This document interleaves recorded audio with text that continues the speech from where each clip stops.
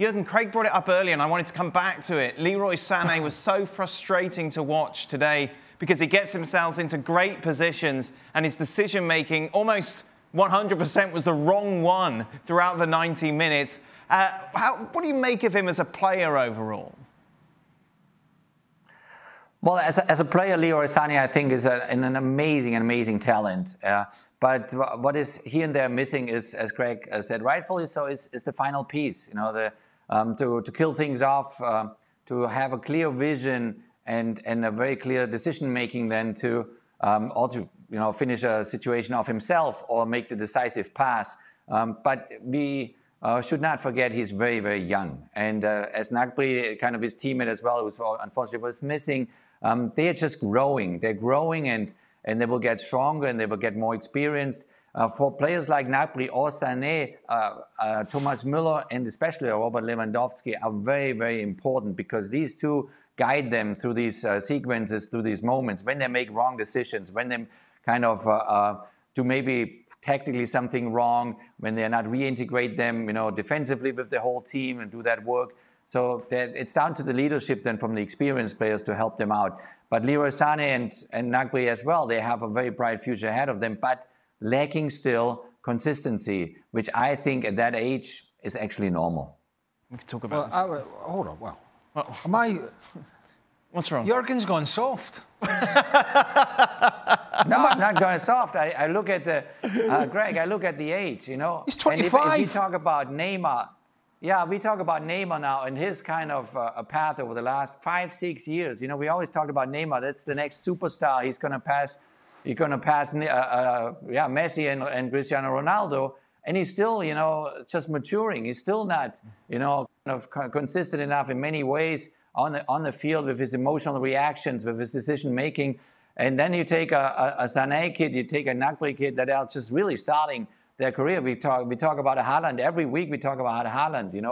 The pro and cons about Haaland is value in the world of football, especially now discussed maybe with a big transfer or whatever.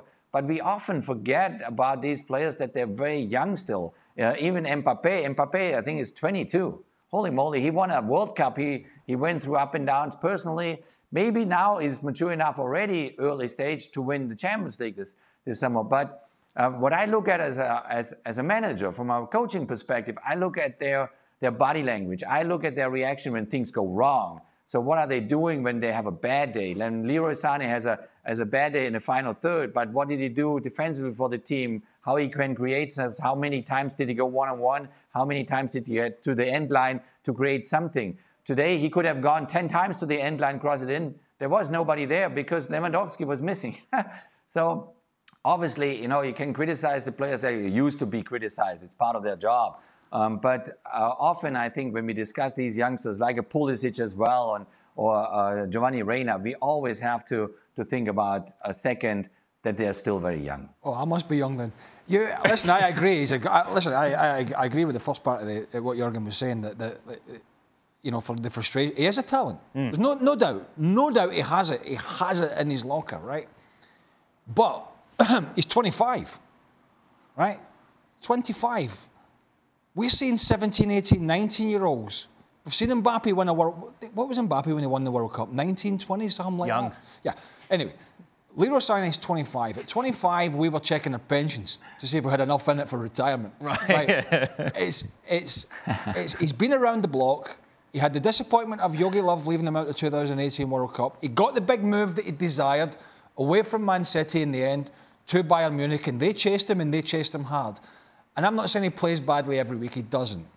But whenever I see him in these big games, a lot of times when I see him in these big games, I'm sitting watching him thinking, he's going to go past this defender with his pace, he's going to drop the shoulder, and then he's going to shank it over the bar, or he's going to scuff it in the box more often than not. And I think all the good players we've all played with and against, that's the big difference, is what they deliver into that final third, be it with a shot on goal or a cross or a pass. And that just makes the elite level player stand out. That's the part of the game that he's missing big time at the moment.